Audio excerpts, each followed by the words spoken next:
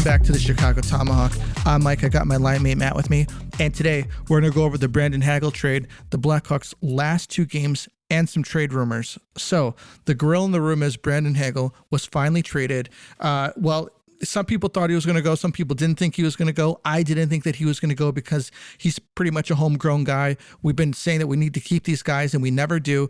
You know, we trade away practically everybody that we get, at least everybody that we draft and develop. But we got 2 first-round draft picks, Taylor Raddysh, Boris Katchouck, and here are the stipulations on those 2 first-round draft picks. One is in 2023, another one is in 2024. If Tampa gets a top 10 pick in 2023, they transfer their unprotected first-round pick in 2025. If in 2024 they get a top 10 pick, then they send over their unprotected 2026 first-round pick. So, Matt, Brandon Hagel to Tampa. It's a big deal. The Bolts got him. He's somebody that they, to be honest with you, need. Actually, if you really think about it, he's somebody that every team can really use. A guy who's kind of in the middle of the lineup, but pays above that. He plays above that line assignment. What do you think about the Brandon Hagel trade?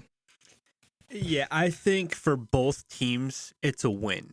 I was like every other Hawk fan. I was, upset at first, like, oh, how can we get rid of a guy like this? A speedster, hardworking, like a Chicago type of player, just a guy that everybody gets behind and, kind of like an Adam Bursch, but obviously he's got a better scoring touch. But yeah, I'm actually happy with the trade.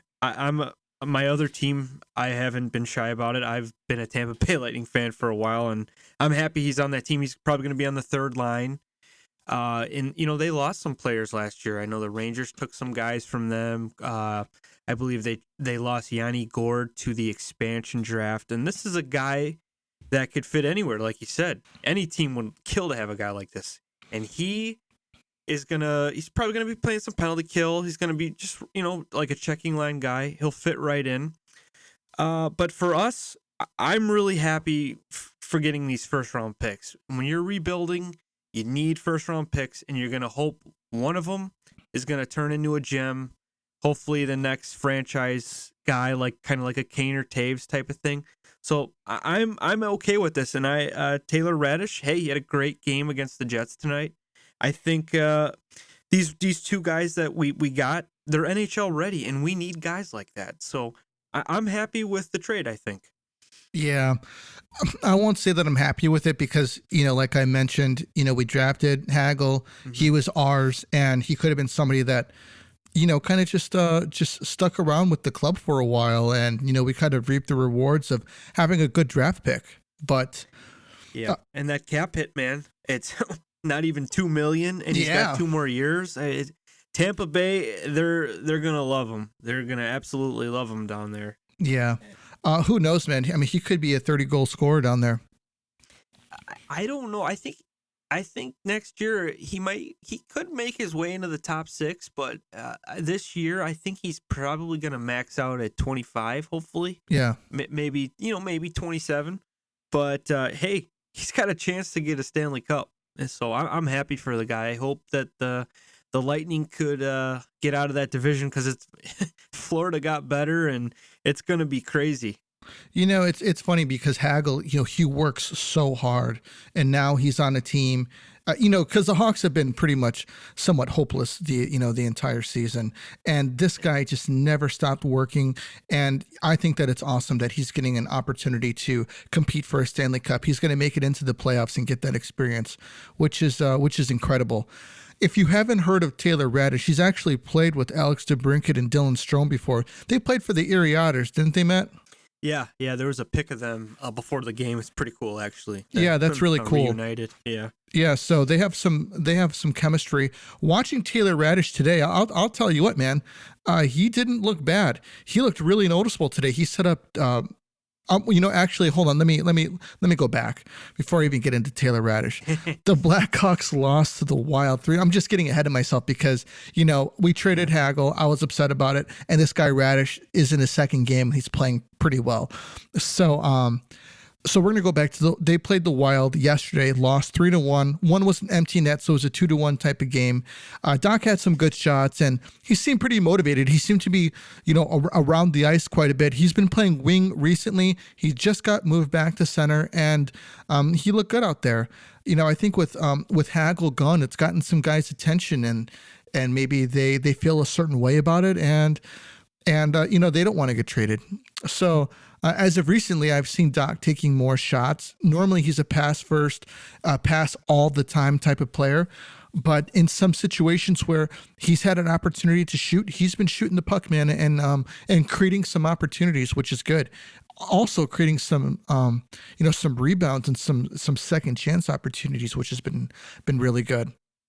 Have you noticed a change in Doc's play over, I would probably say, from the past 8 games to prior in the year?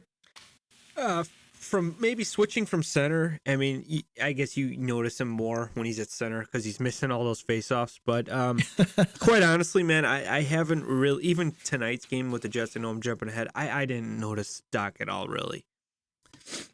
Lankinen looked dialed in and played well yesterday. I think he goes down a little bit too quickly. You mentioned that before, Matt, and it cost us a goal yesterday because he dropped down, got passed off to the slot, and the guy just fired it in. And did you notice that about Lankinen, him going down really fast?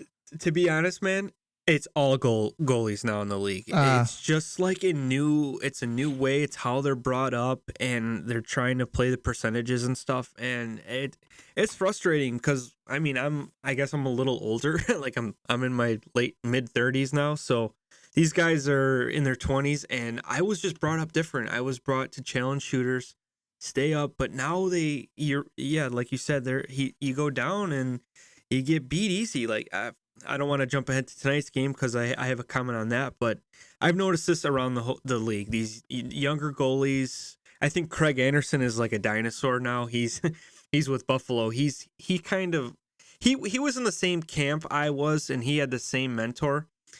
And he plays a different style than these new guys like Shesterkin and Vasilevsky. He's more athletic. He's very composed in that. But Lankinen, he needs to play more games. I'm surprised. I know it's a back-to-back, but I would have threw him in tonight, especially at the trade deadline. And you hear Fleury, you don't want him getting hurt. So I'd like to see Lankinen, get some more games coming down this stretch here. Seth Jones got on the board for the first time in a long time yesterday. He played well and carried the puck in a few times. And this is something that I want to see more of in the future. Patrick Kane doesn't need to be the only guy carrying the puck in. It seems it's either him or DeBrincat who always carry the puck in. And Seth is, he's more than qualified to do it, more than capable of doing it. And to be honest with you, I think that he should be urged to do so. Seth mentioned that he's here to be a part of the rebuild. And, that's encouraging to hear. The guy, he got a big paycheck. I think that maybe that he was looking for, that he was going to be a part of an immediate type of push for a playoff opportunity, and that doesn't seem to be the case anymore. But he's on board with the rebuild, and that's important to hear. Jake McCabe, another player that we got from in the offseason, I think he's finally settled in. I think he's playing well. He's making good plays, and he's roughing guys up a lot, which is which is nice to see. But that being said, the defense as a whole has been very porous as of lately. We've been letting in too many shots on net the past few games, and it's been really lopsided. One game, I think it was like 46 shots to 15 or something like that, which is just uncalled for and it's just unacceptable. Moving on to tonight, though, the Blackhawks versus the Jets. Strome just keeps on rolling, man. He's got 8 goals in his last 8 games. He's putting himself in a good position to score, and he's starting to reap the rewards, which is pretty much keep your stick on the ice and wait for Patrick Kane to get you a puck, because it's essentially what happens. And I've noticed him playing well. I have to say it. He's been good at the faceoff dot as well. So it seems that him and Jonathan Toews are the only ones who are winning faceoffs these days. But have you noticed a big improvement in Strome's game? Oh, absolutely. And I think it's making Blackhawks fans crazy. You got we got to keep this guy. I know there's some people out there that are nuts about keeping him. And here's my thing. if you let Brandon Hagel go, how do you keep Strome? I'd Right. rather have Brandon Hagel. I don't care if he's not a center. He's younger, he's cheaper, and he's better. So I think Strome is, his value is up there right now. He could fit in on a team, like that, didn't get their free agent, or I'm sorry, their trade deadline acquisition. He could be like that plan B type of thing. So I'm hoping the Hawks get some return for him. But I mean, if they keep him, Kaner's happy. Kaner likes playing with the guy. Keep Kaner happy. He's still the man here. So he definitely has been better since the coaching change. And lately, you move him up with Patrick Kane. He says, you know what? This is probably my last shot. If I keep, being a ghost and not playing to my ability, I'm probably not going to be in the NHL long. So I guess he took it serious, and he's rolling right now. It makes a lot of sense, Matt, because if you look at other teams, if they're like, if this guy can't play with Patrick Kane, who can he play with? Exactly. And that's something to think about because, Kaner makes every player he plays with better. As I was mentioning before, Taylor Raddysh has been noticeable. He had a really nice setup for Taves' goal today. It was a pass right into the middle. Taves pretty much just a redirection straight into the net. It was beautiful, and he was right in front of the net for a setup from Kaner later on in the game. The guy he was noticeable yesterday. I noticed him, and he was noticeable today. Did he stick out to you at all, Matt? Oh, absolutely. Absolutely. He had a nice pass to Taves, I believe. Taves got his second of the year, but no, it's his fourth in his last 6 games. I know, but still, which 4 goals, I guess, on the season. 10.5 a year. Okay, but he the third period, I thought he was going to tie the game. He just wanted the puck. It was finding him. Hellebuck made some good saves at the end, but he had a great game. And, he's not Brandon Hagel, but he's had 2 really good games. He's got 2 points in 2 games. So that's a bright spot, I guess, to look at. After that, the wheels came off in the second. I think what did we go in 1-1 into the second period, man? 2-2. 2-2. Yep. And then it ended 5-2. And it was the Blackhawks pretty much trying to roll back for the rest of the game. They got it back to 6-4. Kurashev had a very nice goal. I'd like to see him short side. Yeah. I really like to see him take more shots like that. I thought Kurashev was actually pretty noticeable today. He was all over the place. He's just such an enigma. It's like, where can we fit this guy in at? Is he a third liner? Is he a second liner? Should we give, if we've given Dylan Strome all of these opportunities, why don't we give Kurashev a big opportunity on a line with Taves? I was just going to say, hey, it's Dylan Strome 2.0. I mean, the thing is with him, I think Foley mentioned it. When he scratched, I think he was scratched last night, and he came back. He comes back.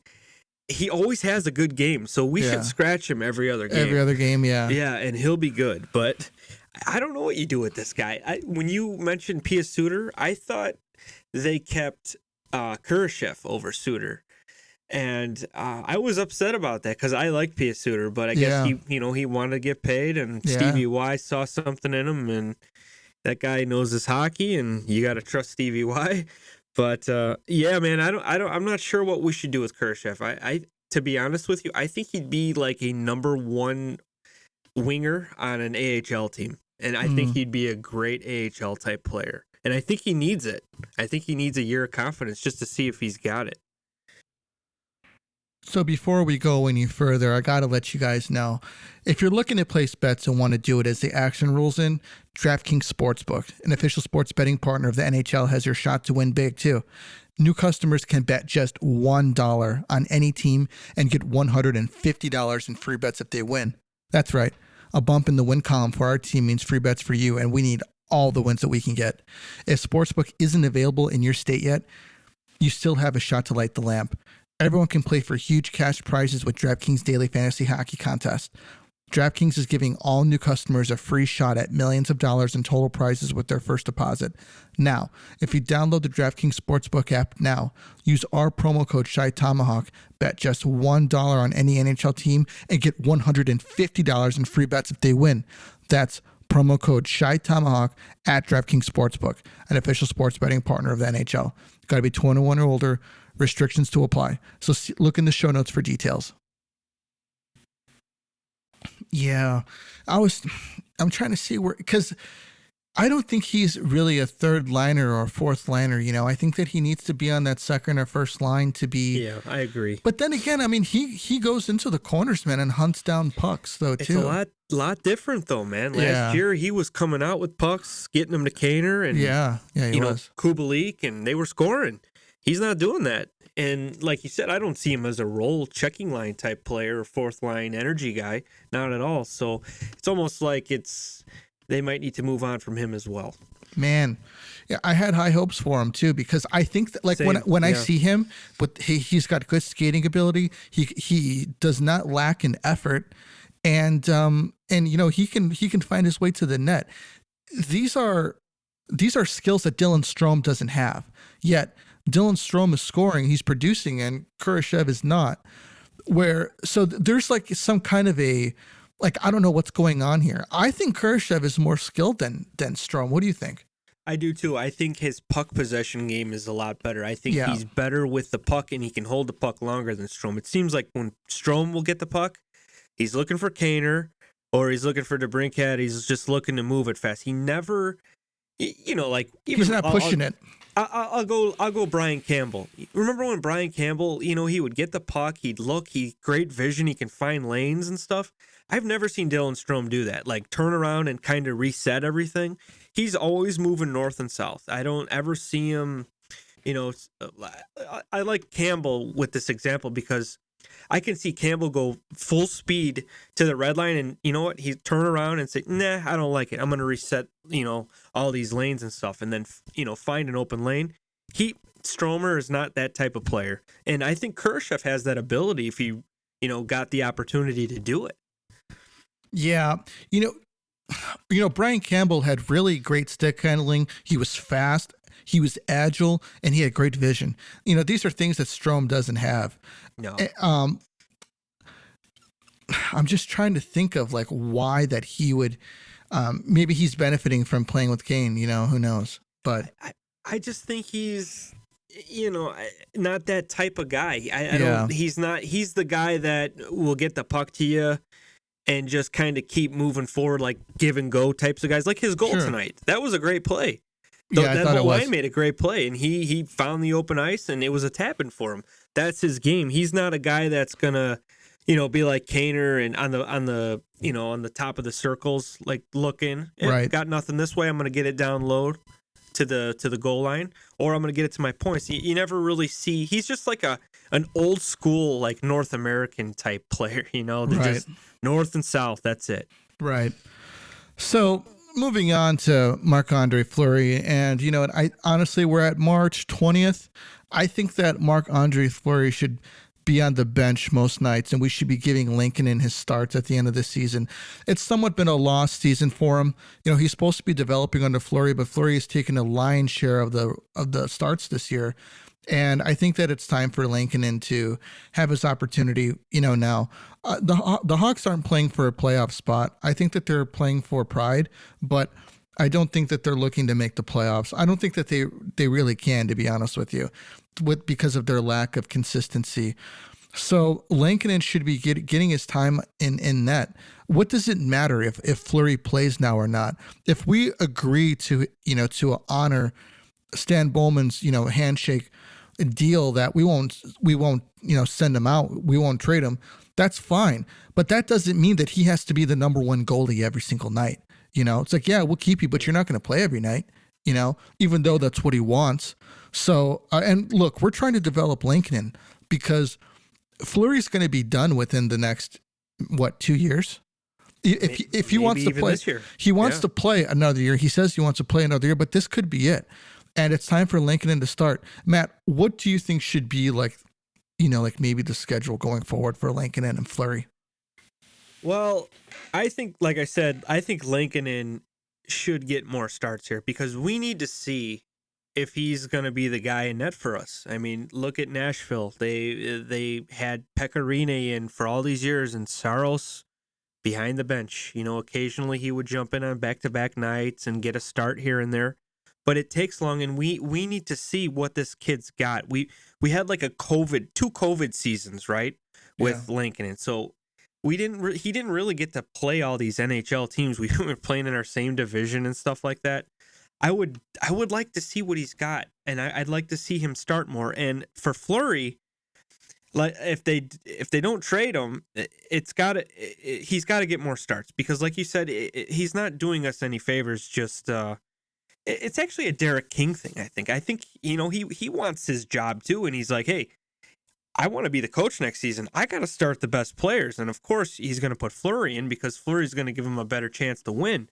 But he's not helping out the future when Lankinen's watching, and then when he does get in once every 3 weeks, the poor kid gets hurt because it's he's not in the game, the game reps and stuff. So I definitely would like to see him. How many games are left? Probably, what are we at? Probably 20 games. I think the trade deadline is always 20 games. So I'd like to see him get 15 starts, quite honestly. Yeah.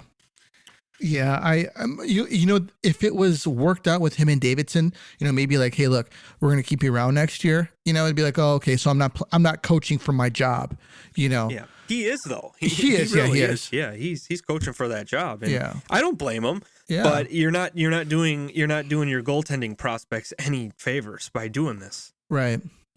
So, Matt, let's go over some NHL rumors, man. We've got Flower to Mini. What have you heard about that? So I heard this this morning. I guess Billy Guerin was really, really on Davidson about getting Fleury. And then I've seen different tweets about it's 60% likely to happen, and that people are throwing numbers out and stuff. And the rumor is Kyle wants a first-round pick for him. And you know what? I don't blame him. I think you should try to get a first-round pick if he agrees to go. And Billy Guerin said, no, I'm not giving up a first-round pick for a rental player. And here's my thing. We're divisional rivals. We're not going to do you any favors. You have to overpay or you're going to get knocked out in the first round with Cam Talbot. That's my opinion on it. I think Kyle's got to be like a savage with this. I think so too. Yeah. 100%. I think he should stick with it. And if it doesn't happen, hey, okay, it doesn't happen. We got Marc-Andre Fleury for free. So it's not like it's going to hurt us. Right. It's like we're not beholden to just do the deal because you don't want to pay. You don't want to pay, then go into the playoffs with what you've got. You're going to get knocked out in the first round anyways. Yep. Good luck. I don't see this Minnesota team making it past the first round. They barely got past the Hawks yesterday. Even with Fleury, it's going to be tough. Right. I mean, it's not like they're like the Colorado Avalanche, Florida Panthers. That'd be one thing. Like, oh my gosh, They got Fleury. That's a huge thing. Right. Even Vegas. But I think Vegas is in deep trouble. Max Pacioretty went on IR today. Wow. So it's gonna be tough for them. It's Somebody's gonna squeak in. Yeah, it's pretty much. So it's a lost season for them. And Fleury, it's probably dead there. It's probably dead with the Maple Leafs because I heard that they're okay with the kid that they brought up until Campbell gets back. So who knows? This could be the last shot. If we're hearing all these teams that want Fleury, I think this is the last shot, and we're gonna see if Billy Guerin is gonna have the balls to do it or not. Have you heard anything about Kubalik and the Ducks? You know what? I heard Kubalik to the Carolina Hurricanes. That's what I heard today. And I don't know. I know they like, the European type of players like Kubalik, but I don't know, man.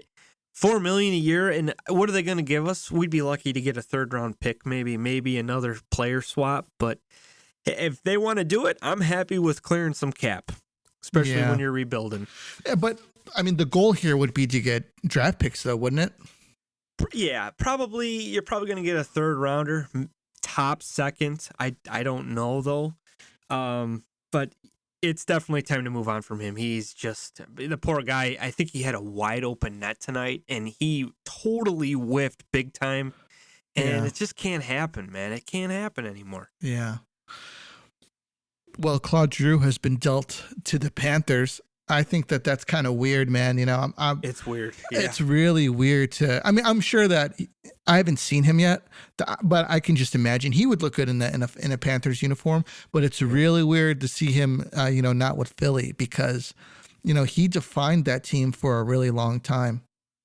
Yeah, 1,000 games. He said, I wanted to play 1,000 games with the Flyers. That was very important to me. And he played his 1,000th game, and then they traded him the next day. And I actually heard he shut down 2 trades to the Rangers. Really? He pretty much didn't give Philly a choice. They were trading with Florida. That was like the only team I heard. I heard Colorado too, but I think we talked about this. Like, putting him on that team, I don't think they have so much talent up front. I don't think he would really be that much of a factor. I think he's going to be more of a factor with the Panthers. I think I like the trade. I think him and Barkov, Huberdeau, I think that's going to be a crazy awesome line. Maybe the Brunette will move him somewhere else, but I think he's going to love it down there. And you know what? Hey, maybe they win this year and he resigns for a couple more seasons, or maybe he'll even go back to Philly really cheap, like kind of like a Kaner, like what we're expecting with Kaner when his deal's up. Hopefully. Yeah. So, and we've also got Mark Giordano to the Maple Leafs. What about that? Yeah, that happened yesterday. I think the Leafs gave up a second rounder. I like it, but quite honestly, I was kind of hoping for a Calgary Flames reunion because Another weird one. Yeah, that guy was Mr. Calgary Flames after Jerome McGinley left. It would have been cool to see him because look how good they are now. He went, he was on the team last year. They didn't make it, and he gets picked by the Kraken. And look they're in first place. Daryl Sutter's got him playing awesome, and it would have been cool because I think the Flames are going to really make some noise and possibly make the Western Conference Finals this year. What about the Avs, man? What's going to go on there?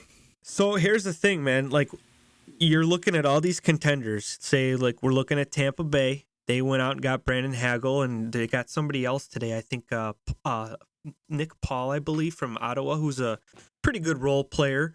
So they're getting reloaded, ready to go. And you got Claude Giroux going to Florida. They added in their all-star. And now it's like, okay, the Avs are just kind of sitting back. Do they need help? I don't think so, but usually GMs, when they're going for it, they like to make a little bit of a splash. I know Stan Bowman used to do it.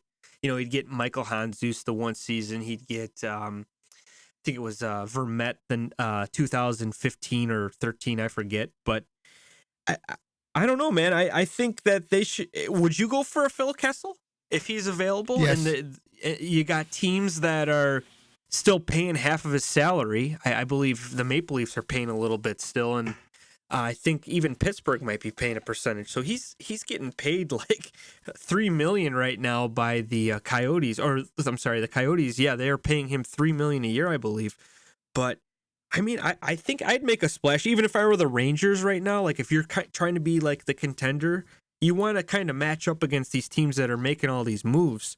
So I don't know, man. I think I'd go after a Phil Kessel, maybe a Max Domi, just to say, hey, yeah, we got a guy too. We're loading up and we're ready to go. We're for real. So that's my opinion on that. You got anything else, man? No, man. I just it's gonna be exciting tomorrow. My phone is usually glued to my hand. I'm looking at updates and stuff. It's always been since the Hawks were terrible. I was always into the trade, the deadline. I used to download the TSN app, and they do like live updates now with Twitter stuff. You got so many insiders and guys leaking stuff, and even with Hagel, I think I remember texting you, and you're like, "What?" I'm like, "Yeah, it says he's been traded, and it just doesn't know what team yet." But people they talk, and it spreads fast. I mean, look at the Kraken. We knew the lineup before they did their expansion draft. Oh yeah, that's right. The league stuff. So it's crazy how fast word spreads. So I look forward to it. I'm gonna just need to bring my charger to work and make sure my phone's not dead by noon. Yeah, no kidding. Well, everybody, we'd like to thank you for listening. We got another one coming for you Thursday, and be sure to stay tuned for that one after the trade deadline, and we'll see where the Hawks are by then. So we'll catch you guys on the next one. This is the Tomahawk, and we're out of here.